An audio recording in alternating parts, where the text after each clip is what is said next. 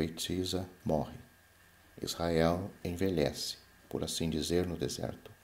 A voz que cantava cânticos de triunfo quando o povo subiu do seio do Mar Vermelho está muda no túmulo. Por outro lado, faltava água. O trajeto prolongava-se. Os recursos estavam longe de aumentar. Pelo contrário, o que tinha havido de alegria e de testemunho estava quase a desaparecer. O povo amotina-se contra Moisés e contra Arão. Deus dirige-se ao recurso que tinha estabelecido para impedir os murmúrios. Se tivéssemos assistido precedentemente ao espetáculo da sua santidade, víamos agora os seus recursos e a sua bênção.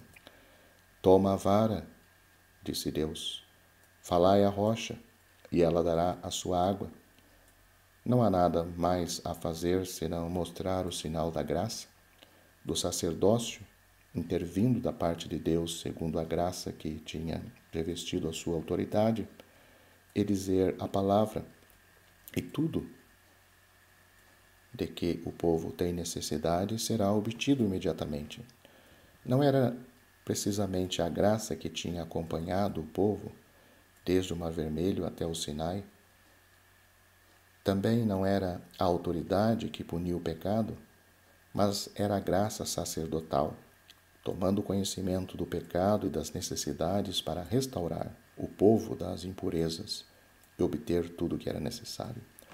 Mas Moisés, tomando, segundo a ordem de Deus, a vara que tinha florido e, exasperado por causa da rebelião do povo, pensa na sua autoridade e na revolta deles, não tem a compreensão dos desígnios da graça e fala imprudentemente. Porventura, faremos sair água desta rocha para vós outros? Já anteriormente ele tinha dito, quem somos nós para que murmuremos contra nós? Êxodo capítulo 16, versículo 7. A revolta do povo e o desprezo da sua própria autoridade tiveram mais poder sobre o espírito de Moisés do que o conhecimento da graça de Deus. Fere a rocha com a sua vara. Era o que ele devia ter feito imediatamente. Cristo, na sua rocha, teve de ser ferido para que a água saísse dele a favor do seu povo. Mas não pode haver repetição deste ato. Agora, sobre o sacerdócio, não temos de falar senão segundo o poder vivificante desse sacerdócio que Deus estabeleceu e a resposta em graça a todas as nossas necessidades. Nós estragaríamos, por assim dizer, as flores e os frutos dessa vara de Arão, batendo com ela. E tal não é o pensamento ali expresso. Moisés não santificou o nome de Deus, não ligou ao caráter que Deus tinha tomado a importância que lhe era devida, não respeitou Deus na posição que ele se dignou tomar, mas Deus santifica-se mais ainda atuando aqui em graça e descendentando o povo, apesar de tudo. Moisés glorificou-se a si mesmo e foi humilhado perante Deus. Não soube abandonar a posição onde tinha sido colocado para ter comunhão com os pensamentos da graça superabundante, soberana e boa de seu Deus, ultrapassando em compaixão a justiça e a autoridade sobre as quais Deus tinha colocado o seu povo. Todavia Deus não abandona o seu pobre servo. Como somos insignificantes em comparação com a sua graça, só a graça do sacerdócio pode conduzir ao fim da travessia do deserto um povo tal como nós somos. Mas a travessia do deserto chega ao fim. Trata-se agora dos inimigos que se opõem a que ela termine e que o povo entre no país desejado, na terra prometida, para a qual se tem dirigido há tão longo tempo. Edom, cheio de inveja, não quer deixar encurtar o caminho. Israel afasta-se dele. Há pessoas que se nos opõem, das quais convém desviar-nos. É possível que haja alguma relação exterior entre elas e nós e estejam animadas de um ódio implacável. Convém saber como discerni-las.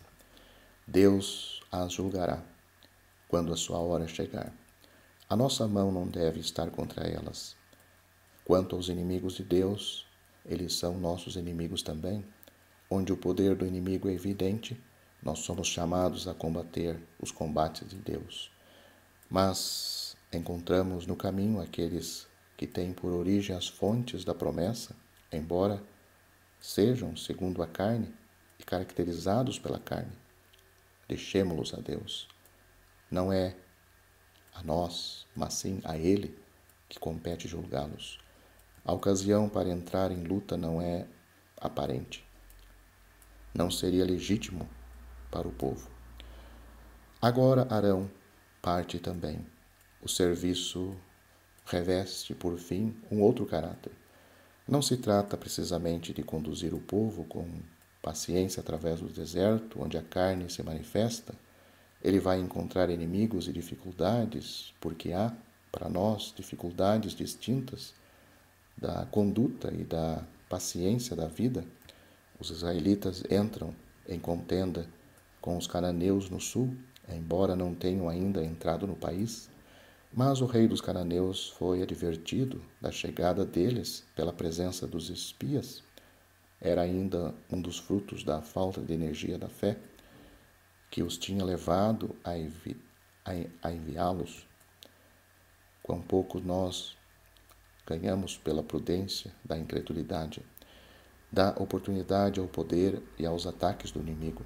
Todavia, embora esses inimigos tenham tido algumas vantagens no início, quando Israel se deixa atacar, quando o povo está pronto a destruí-los, à moda do interdito, Deus entrega-os nas suas mãos.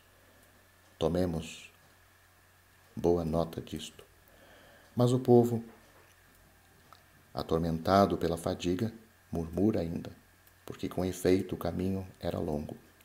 Batiam-se contra os cananeus sem possuírem ainda o país, porque não se tratava de destruir o poderio deles, sem contudo possuírem nada. Esse combate não tinha lugar senão pelo amor de Deus e para a sua glória. O povo fala contra o Senhor, então Deus intervém e faz-lhe sentir todo o poder do inimigo, da antiga serpente. Cristo, feito pecado por nós, é o único remédio perfeitamente eficaz. A simples vista dessa maravilha é suficiente para curar, porque a eficácia está na própria coisa perante Deus. Aqui não se trata de conduzir o povo, mas sim de responder ao juízo de Deus, quer afinal, quer como castigo, e ao poder do inimigo contra nós em presença desse julgamento, e mesmo como o efeito dele. Neste caso, a questão está entre as nossas almas e Deus. Trata-se da morte, ou então, muito simplesmente, da morte de Jesus. É indispensável que nos submetemos à morte, como encontrando-nos numa posição irremediável e submetendo-nos à justiça de Deus, olhar ao meio que Ele ordenou, isto é, a Cristo elevado por nós. Depois Israel avança, mas não está ainda na terra prometida. Deus cuida dele e conforta-o com a sua livre graça, sem que ele murmure. Congrega o povo, Israel celebra de novo, muito perto da terra prometida. Os poços que se encontram no deserto, eles próprios podem dizer agora: sobe, poço. Não mais rocha a ferir, não mais murmúrios quando se está perto do país. A pergunta que se põe agora já não é se viverão ao fim da sua viagem, porque se tratava de serem salvos ou melhor dizendo, salvos das mordeduras mortais das serpentes.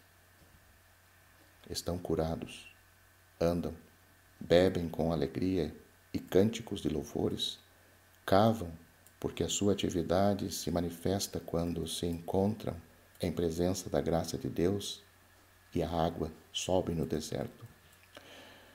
Encontramos no versículo 21 pessoas com as quais não desejamos ter conflitos, mas elas não querem deixar-nos em paz. A nossa guerra é com aqueles que possuem a nossa herança, além do Jordão. Se formos atacados, teremos de nos defender, mas não somos os agressores. Israel deseja passar em paz através do país dos amorreus, mas estes não querem conceder-lhes autorização e sofrem as consequências da guerra que quiseram ter com o povo de Deus. Israel toma as suas cidades e começa já deste lado do Jordão a realizar, como por antecipação, a posse da terra prometida.